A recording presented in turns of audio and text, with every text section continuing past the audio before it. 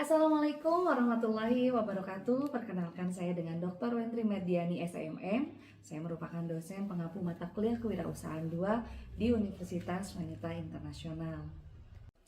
Halo mahasiswa Universitas Wanita Internasional, selamat datang pada mata kuliah Kewirausahaan 2. Dan pada video kali ini kita akan membahas secara lebih mendalam mengenai rencana pembelajaran semester yang menjadi panduan utama dalam proses pembelajaran kita selama 1 semester penuh. RPS ini dirancang oleh Dr. Wentri Mediani SMM sebagai dokumen akademik resmi yang mengatur capaian pembelajaran dan disahkan oleh Ketua Program Studi Dr. Ali Madinsah SEMM.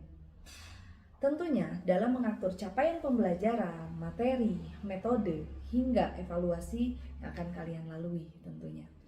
Mata kuliah ini memiliki bobot sebanyak 2 SKS dan merupakan lanjutan dari mata kuliah Kewirausahaan 1. Fokus utamanya adalah pada pengembangan kreativitas dan inovasi dalam konteks kewirausahaan yang modern.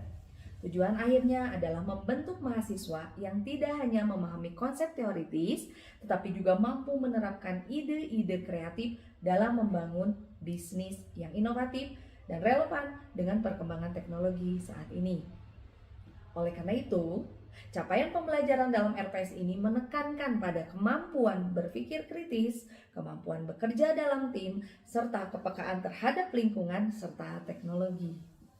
Dalam penyusunan RPS Kewirausahaan 2 mencakup 16 pertemuan dengan berbagai pokok bahasan mulai dari konsep dasar, kreativitas dan inovasi, metode berpikir kreatif seperti mind mapping dan brainstorming, hingga praktik nyata dalam mengidentifikasi peluang bisnis dan mengembangkan produk baru. Pada pertemuan ke-14, misalnya kita akan membahas manajemen produk digital termasuk transformasi inovasi digital, strategi structure innovation, dan pengelolaan siklus hidup produk berbasis teknologi atau product life cycle. RPS ini juga tentunya menetapkan media pembelajaran melalui e-learning IWU dan tatap muka, serta evaluasi yang melibatkan tugas, kuis, UTS, serta UAS. Dengan mengikuti RPS ini secara konsisten, mahasiswa diharapkan mampu menumbuhkan semangat kewirausahaan yang berbasis nilai, inovasi, teknologi sejalan dengan visi Fakultas Ilmu Sosial Bisnis untuk mencetak lulusan yang adaptif dan kreatif di era digital. Assalamualaikum warahmatullahi wabarakatuh. Waalaikumsalam warahmatullahi wabarakatuh. Baik, selamat siang, salam sejahtera untuk kita semua. Pada kesempatan hari ini kita akan membahas terkait mata kuliah Kewirausahaan 2 yang membahas terkait digital product management. Ya, mata kuliah digital product management ini atau studi lanjut dari mana Blue Ocean ini adalah strategi yang betul-betul masih baru, masih original, seperti namanya Blue Ocean, jadi laut biru, dia masih bersih begitu. Strateginya belum banyak kontaminasi. Sedangkan Red Ocean ini adalah strategi yang berdarah-darah. Jadi ketika kalian mau menawarkan suatu produk, kalian perlu mengeluarkan effort yang luar biasa.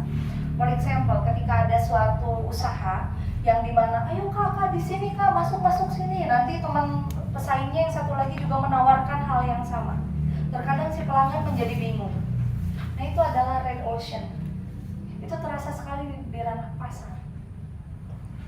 Makanya di dalam strategi di sini perlu nih, what do we want our company to be? Jadi, apa sih yang mau dilakukan dan ingin dilakukan oleh perusahaan nantinya? Harus disusun dari Red Ocean dan Blue Ocean. Itu bicara strategi. Kemudian lanjut lagi dengan business model. Di dalamnya adalah where will we choose to play and how will we win in this market. Maksudnya adalah di mana kita ini akan memilih mana saja yang mau dimainkan ataukah bagaimana kita akan menjadi pemenang dalam pasar, the market, which customer and pricing. Jadi antara si pelanggan dan harga. sini Ibu menerangkan dulu yang namanya antara ekspektasi berbanding dengan realita. Kita akan membahas dari sisi pelanggannya dulu. Tadi Ibu mengatakan customer and pricing. Customer itu adalah pelanggan. Pelanggan artinya orang yang akan diupayakan loyal kepada kita.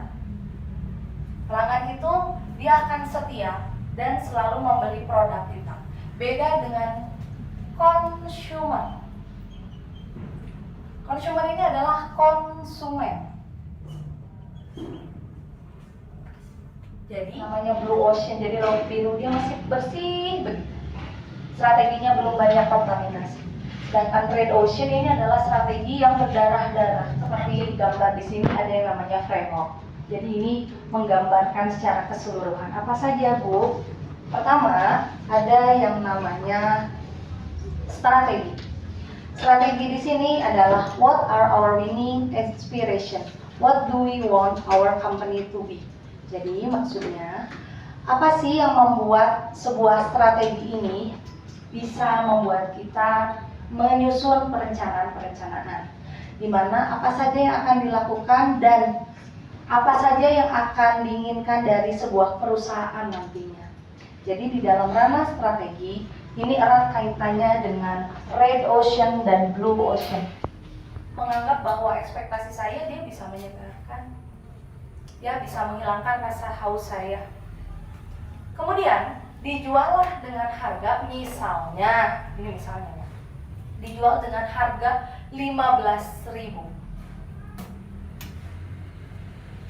Wow, Bu, kenapa? Kenapa begitu mahal? Oh, ternyata saya belinya di bandara, di airport. Pajaknya tinggi, Bu. Jadi harganya mahal. Maka, jika membandingkan antara kebutuhan kita, apa yang kita need and want, jadi kebutuhan dan keinginan. Jika kita merasa bahwa air mineral ini sangat kita butuhkan, ekspektasi, tapi kenyataannya ternyata harganya mahal, maka saya ada ketidakpuasan. Aduh, Bu, saya tidak akan buang-buang ini air. Ini 15.000, Ibu. Ya, beda halnya sebaliknya kalau teman-teman di sini, Bu, ini teh bisa mengobati haus saya. Hasrat saya ingin minum. Ternyata dihargai hanya misalnya Rp1.500 dengan 600 ml. Berarti teman-teman senang sekali kan? Nah, itulah yang dimaksud dengan antara customer dengan harga. Itu akan berdampak kepada kepuasan. Makanya dalam hal transformation framework, business model itu penting. Biasanya bisnis model juga berkaitan dengan BMC. You know BMC?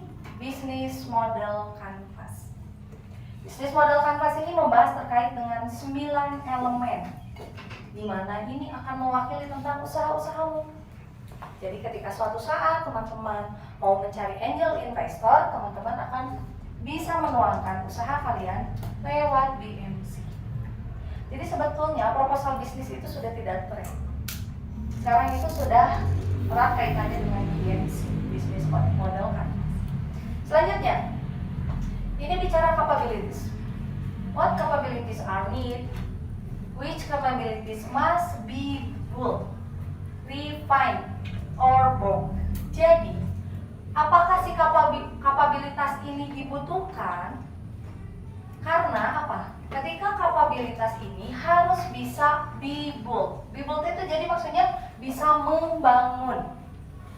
Apakah bisa membangun? Apakah bisa mendukung? Jadi penting kita meningkatkan kapabilitas. Contoh, seperti rekan-rekan di sini sedang belajar, ketemu mata kuliah saya KWU 1. Ini sedang meningkatkan kapabilitas masing-masing. Ini bisa disebut juga dengan added value atau menambah nilai. Contoh, masih saya contoh air mineral. Ini harganya berapa sih saya? Rp3.000 ya, sepakat ya? Baik. Sekarang botol ini saya buang air mineralnya, kemudian saya isi madu. Berapa harganya? Dengan 600 ml. Berapa? Kok beli madu di mana? Madu rasa. Madu asli dong. Berapa kira-kira? Ratusan. Bisa berapa sih? 150, 200, ya. Karena kan sebanyak ini lah. Harganya jadi 200. Oke, sekarang saya buang madunya. Anggap saja saya tidak mungkin buangkan. Nanti saya dimarahin ya, kelas ini jadi kotor. Saya buang madunya, kemudian saya isi parfum dengan 600 ml. Berapa harganya? Ya Allah, berapa harganya? Parfum yang mahal dong, bukan yang isi ulang saya. Yang asli. Berapa? Jutaan? Perhatikan. Untuk botolnya sama. Apa yang beda? Isinya. Itu yang teman-teman sedang lakukan dengan saya. Jadi orangnya tetap kalian, tapi ketika kalian kuliah, saya buang air mineral berubah jadi madu, dari madu saya buang kembali berubah jadi parfum. Orangnya tetap kalian. Saya pun sama, Wentri adalah tetap seorang Wentri dari dulu. Yang berubah adalah isian dari dalaman saya. Maka penting pendidikan sama seperti meningkatkan kapabilitas dalam sebuah usaha industri. Paham sampai sini? Lanjut. Ini masih berkaitan dengan operating model. How should capabilities be confused? Where should they the actions? Who has ownership and decision right? Translate di bawah. Maksudnya begini, bagaimana sebaiknya sebuah si kapabilitas ini? Karena suatu kapabilitas ini akan mendukung apa yang dilakukan oleh ownership, pemilik, dalam mengambil keputusan yang benar, decision right. Jadi keputusannya itu betul atau tidak? Maka harus didukung dengan kapabilitas. Contoh, ketika teman-teman suatu saat akan menjadi seorang pemimpin, menjadi seorang supervisor, ketika teman-teman didatangkan oleh para rekan tim dengan masalahnya masing-masing, maka teman-teman harus bisa mengupayakan bagaimana menjadi problem solving. Jadi memberi solusi. Dan buatlah sebuah keputusan yang cepat dan tepat, decision right. Lanjut lagi tentang people, process, and technology. Maksudnya apa? What business process, technology, and management system are required. Maksudnya bagaimana, Bu? Bicara tentang kesuksesan customer. Customer itu apa, sayang? Mereka akan melihat dari people, process, and technology. Dalam marketing mix, menurut Butler and Keller, ada yang namanya 7P. Ya, marketing mix itu apa, Bu Entri? Kalau di bahasa Indonesia kan bauran pemasaran. Yuk, tolong Ibu bantu.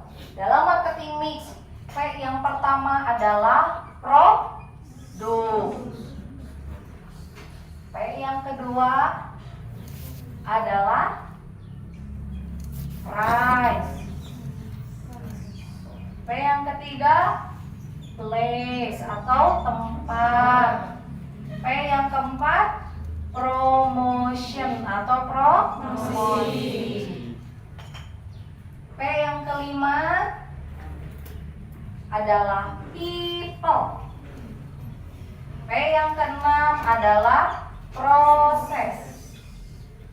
P yang ketujuh adalah physical evidence. Tuh.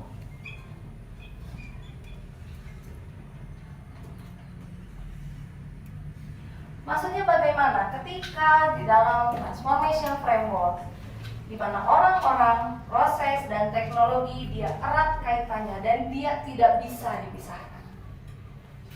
Seperti hanya bauran permasalahan di sini. Kalau untuk P 1, 2, 3, 4 ini untuk produk. 3P lagi 1, 2, 3 ini untuk jasa. Makanya Ibu selalu bilang Digital Industry and Transformation Framework ini berkaitan dengan jasa. Karena sekarang era digital realisasi nggak? Ya, gitu. Selanjutnya ada yang namanya pendekatan terstruktur untuk inovasi produk. 5 komponen kunci inovasi terstruktur pertama adalah hak keputusan yang jelas, di mana garis besar pengambilan keputusan yang jelas ada pada setiap tahap proses inovasi. Pemberdayaan hubungan inovasi, identifikasi, dan memberdayakan struktur ideal di mana untuk mencapai tujuan inovasi. Jadi, yang namanya goals itu apa, Nak? Tujuan. Ketika kita sedang main bola, seringkali kan setelah mau masuk atau mencetak bola ke dalam gawang selalu bilang gol. Artinya gol di sini adalah tujuan kita sudah tercapai, makanya disebutnya goals. Tuh, jadi tahu ya. Oh, berarti goal itu maksudnya goals ini ya? Ya. Maksudnya goals. Nah, tujuannya apa sih kalau dalam industri ini? Larinya kemana? Ke penjualan. Nah, kaitannya selalu dengan penjualan. Jadi sama inovasi juga sama. Makanya di dalam mata kuliah ini ada yang namanya mata kuliah kewirausahaan, bukan kewiraswastaan. Pernah menemukan? Tidak pernah. Lantas, apa yang membedakan antara wirausaha dengan wira swasta? Yuk, ada yang tahu? Yuk, ayo. Gak apa-apa, salah gak apa-apa. Namanya belajar. Ada yang tahu? Apa bedanya ya? Perbedaan. Bu, dari nama, ya saya tahu. Apa lagi? Perbedaannya? Kalau wira swasta, yuk nanti dikasih bintang. Wira swasta? Nyerah? Baik, bicara tentang wira swasta. Yuk dengarkan yuk. Wira swasta ini adalah pedagang. Pedagang kok. Hanya pedagang saja. Warung, kelontong, pedagang asongan, itu adalah wira swasta. Makanya di KTP itu ada tulisan ya, pegawai swasta atau wira swasta. Kenapa Bu Entri sekarang ada kewirausahaan atau wirausaha? Wirausaha itu perbedaannya adalah ketika mereka dikaitkan dengan inovasi. Pendekatan terstruktur untuk inovasi produk. Itulah alasan kenapa mata kuliah kewirausahaan itu menjadi penting. Karena di dalamnya ada inovasi dan added value.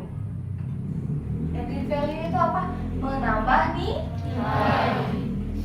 Seperti tadi, air mineral dibuang harga 3.000 berubah jadi madu. Itu kan yang ditambah apa? Nilainya, isiannya, harganya jadi lebih mahal. Jadi parfum apa lagi?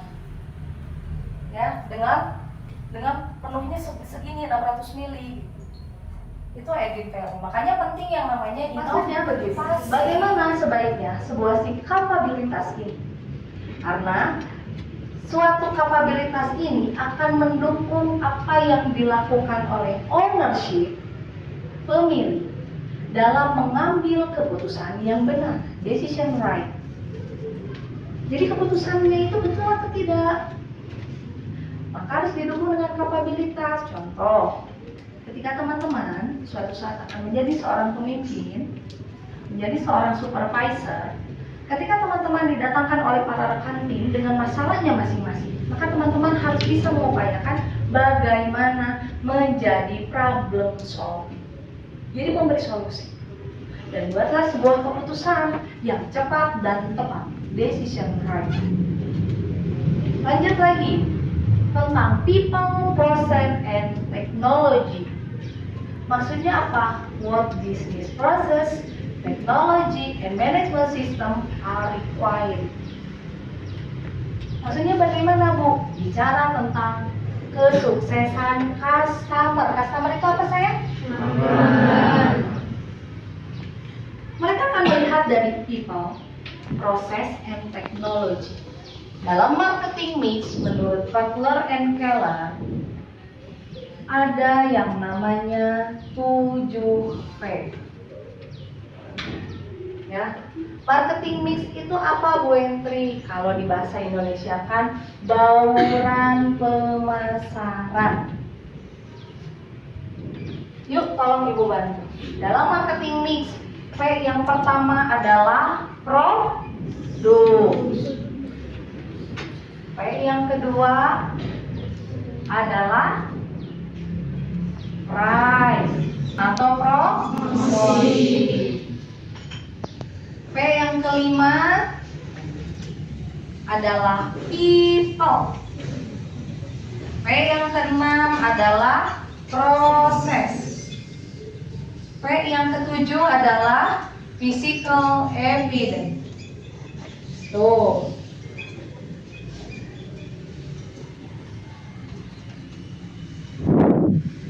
Maksudnya bagaimana? Ketika di dalam transformation 3P lagi, 1, 2, 3 ini untuk jasa. Makanya Ibu selalu bilang Digital Industrial Transformation Framework ini berkaitan dengan jasa. Karena sekarang kan era digitalisasi lah, ya. Itu. Selanjutnya ada yang namanya pendekatan terstruktur untuk inovasi produk. 5 komponen kunci inovasi terstruktur. Pertama adalah hak keputusan yang jelas, di mana garis besar pengambilan keputusan yang jelas ada pada setiap tahap proses inovasi. Pemberdayaan hubungan inovasi, identifikasi, dan memberdayakan struktur ideal di mana untuk mencapai tujuan inovasi. Jadi, yang namanya goals. Goals itu apa, Nak? Tujuan. Ketika kita sedang main bola, seringkali kan setelah memasuk atau mencetak bola ke dalam gawang selalu bilang goal. Artinya goal di sini adalah tujuan kita sudah tercapai, makanya disebutnya goals. Oh, jadi tahu ya. Oh, berarti goal itu maksudnya goals ini ya? Ya. Maksudnya goals. Nah, tujuannya apa sih kalau dalam industri ini? Larinya kemana? Ke revenue. Penjualan. Nah, kaitannya selalu dengan penjualan. Jadi sama, inovasi juga sama. Makanya di dalam mata kuliah ini ada yang namanya mata kuliah kewirausahaan, bukan kewiraswastaan. Pernah menemukan? Tidak pernah. Lantas apa yang membedakan antara wirausaha dengan wira swasta? Yuk, ada yang tahu? Yuk, ini adalah pedagang. Pedagang, hanya pedagang saja. Warung, kelontong, pedagang asongan, itu adalah wira swasta. Makanya di KTP itu ada tulisannya pegawai swasta atau wira swasta.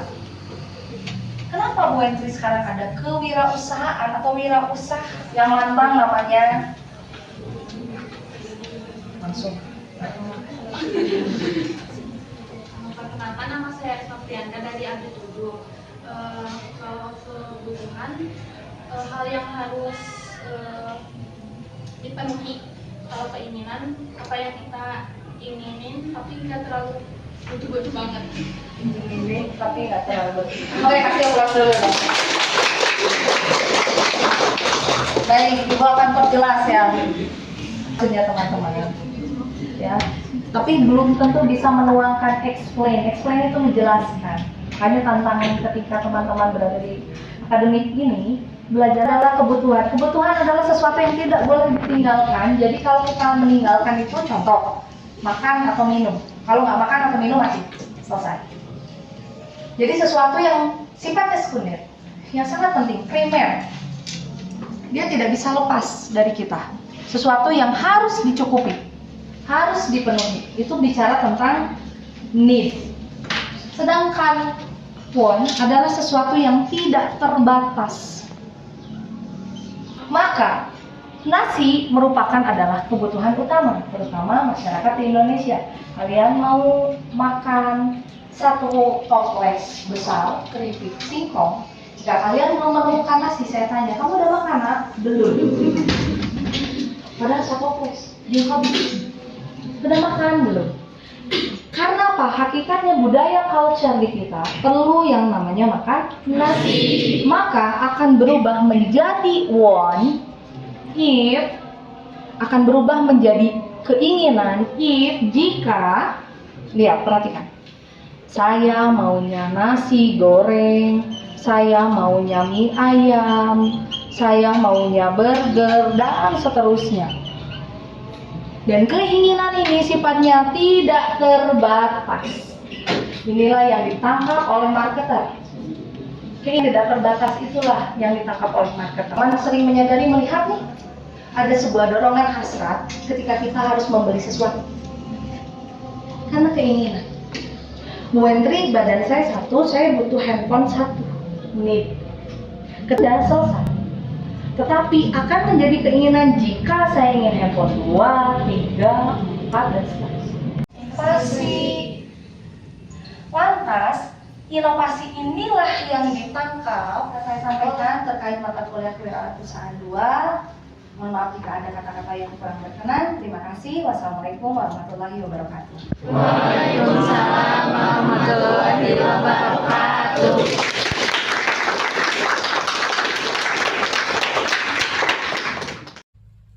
Sebagai penutup, melalui pemahaman terhadap rencana pembelajaran semester atau RPS mata kuliah kewirausahaan 2, diharapkan mahasiswa dapat mengikuti perkuliahan dengan arah yang jelas dan goals yang terukur. RPS bukan hanya sekedar dokumen administratif saja, tetapi menjadi panduan strategis dalam membentuk karakter wirausaha yang kreatif, inovatif, dan adaptif terhadap tantangan zaman. Dengan memanfaatkan berbagai metode pembelajaran dan pendekatan praktis yang telah dirancang, mari kita jalani proses belajar ini dengan semangat, kedisiplinan, dan kemauan untuk terus berkembang.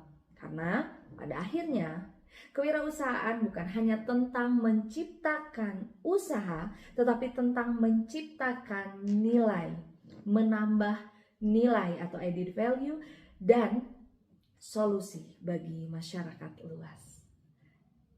Demikian dari saya, Dr. Wendri Mediani, SMM. Wassalamualaikum warahmatullahi wabarakatuh.